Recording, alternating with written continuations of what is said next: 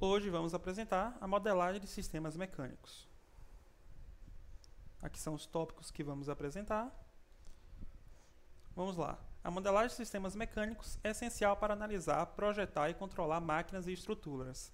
Ela utiliza leis fundamentais da física, como as leis de Newton, a conservação de energia e relações constitutivas, como a lei de Hooke, o amortecimento viscoso e o atrito seco. As leis fundamentais. Vamos começar com a primeira lei de Newton. Um corpo permanece em repouso ou em movimento retilíneo uniforme se a força resultante for zero.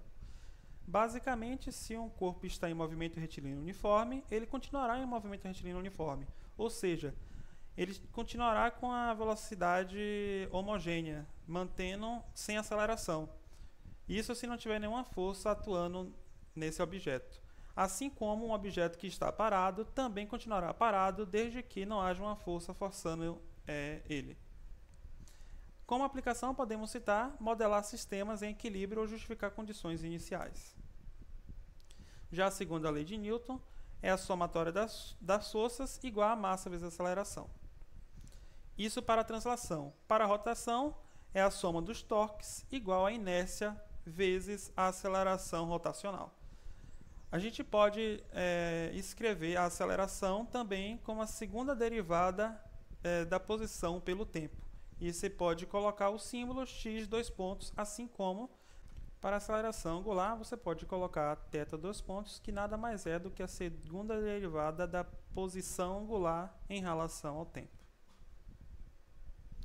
A gente pode usar como premissas: a massa do corpo é constante no tempo, não considera variação de massa.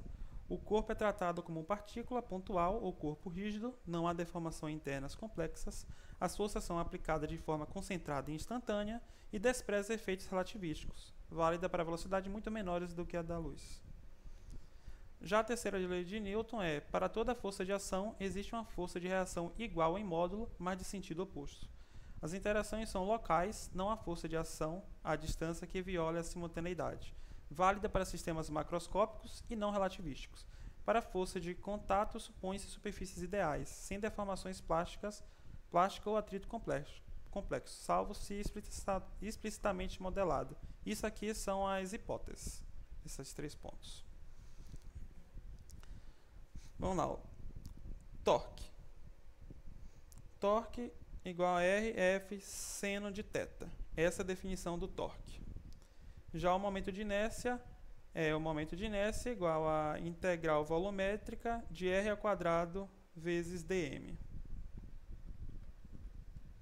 Agora vamos para relações constitutivas. A lei de Hooke. Vamos definir primeiramente as hipóteses. O material perfeitamente elástico e linear obedece à proporcionalidade entre a tensão e a deformação até certo limite. Deformações pequenas, o deslocamento não causa mudanças significativas na geometria, sem atrito interno, exceto o modelado como amortecimento separado. Temperatura constante, para não alterar o módulo de elasticidade. A lei de Hooke é a lei basicamente para as molas, para os sistemas massa-mola. Enfim, essa é a fórmula geral, que é igual a F igual a Kx. E também tem a fórmula para a torção, que é igual a torque igual a Kθ vezes θ. Sendo esse K um coeficiente. Agora vamos para a lei do amortecimento viscoso. Para a forma linear para a translação, temos FD igual a BV, e para a torção, TD igual a Bθ vezes ômega. Podemos colocar como premissas: fluido dentro do amortecedor newtoniano, regime de escoamento laminar, temperatura constante, viscosidade constante também, movimento relativo contínuo e suave, sem impactos ou descontinuidades. O amortecedor não armazena energia, só dissipa. Agora, o atrito. O atrito estático máximo impede o início do movimento. Essa é a fórmula para o atrito estático máximo. E agora, para o atrito cinético, quando o movimento ocorre, é Fk igual a μk vezes n, sendo n a força normal. Temos como hipóteses a superfície seca, sem lubrificação significativa, força normal constante ou conhecida, o atrito é independente da área de contato e da velocidade, cinético puro, e um material isotrópico com comportamento constante. Aqui são as leis de conservação de energia mecânica. Temos a energia cinética linear, que a gente conhece como mv quadrado sobre 2, bem conhecida essa fórmula. Temos também a energia potencial elástica da mola, né? Então, é igual a meio kx quadrado, também muito conhecida. E a outra é a energia cinética rotacional, que é bem semelhante com a cinética linear, certo? Só que a diferença é que ao invés de ser mv quadrado, é o momento de inércia vezes ômega ao quadrado, e sendo ômega a velocidade angular. Agora vamos para os métodos analíticos. Os métodos analíticos podem ser divididos em dois tipos. O método newtoniano, ou de forças diretas, que é baseado diretamente na segunda lei de Newton, que é força igual a massa vezes aceleração, ou torque igual ao momento de inércia vezes a aceleração angular. Tem como características o uso e equilíbrio de forças, translação ou torques, rotação, intuitivo para sistemas simples, aplica-se diretamente sobre cada componente do sistema. Aqui temos a fórmula, né? MA mais BV mais Kx igual a FT. Como já tinha explicado antes, quando tem essas duas bolinhas em cima, representa a segunda derivada da posição. Quando tem somente essa uma bolinha em cima, representa a primeira derivada da posição. Então, MA, massa vezes aceleração, mais BV, mais Kx, igual a força externa no tempo. Temos também o método lagrangiano, baseado no princípio de Hamilton e na diferença entre a energia cinética e a energia potencial. Essa é a equação de Euler-Lagrange, onde temos ddt, del L, del QI, com um pontinho em cima, então é a derivada parcial de QI, menos del L, del QI, igual a Qzão I, onde L igual a T menos V.